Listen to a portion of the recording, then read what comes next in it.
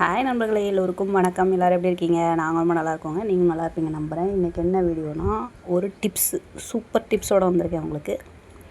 இந்த மாதிரி நம்ம வெண்கல பாத்திரம்லாம் விளக்குறதுக்கு புளி, எலுமிச்சம்பழம், அப்புறம் பீத்தாம்பரி பவுட்ரு இதெல்லாம் போட்டு விளக்குவோம் இல்லைங்களா?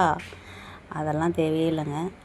உங்கள்கிட்ட புளிச்ச மாவு இருந்துச்சுன்னு வச்சுக்கோங்களேன், அதில் ஒரு 10 நிமிஷம், ஜஸ்ட் 10 நிமிஷம் ஊற வச்சுட்டு நீங்கள் தேய்ச்சி பாருங்கள்.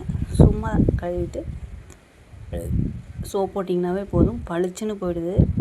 சும்மா ட்ரையலுக்கு ஒரு மாவு எடுத்து லைட்டாக அந்த ஏதோ குடத்துலையோ இதுலேயோ அப்படி பாருங்களேன், அப்படியே அந்த இடம் ஒரு மாதிரி செம்பு கலர் நல்லா தெரியும். இந்த மாவு எனக்கு ஓவராக புளிப்பு, இவ்வளோ மாவு எனக்கு கிடச்சதுக்கு காரணம் திடீர்னு எங்கள் மாமனார் உடம்பு சரியில்லாமல் போயிடுச்சு. அதனால் நாங்கள் ஊருக்கு போயிட்டோம்.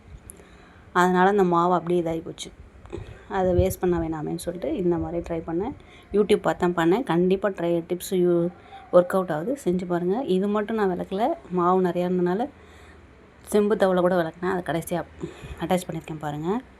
இந்த மாதிரி டிப்ஸுக்கு நம்மளோட சேனலை கண்டிப்பாக சப்ஸ்கிரைப் பண்ணி வச்சுக்கோங்க. நல்லதே நினைப்போம், நல்லதே நடக்கும்.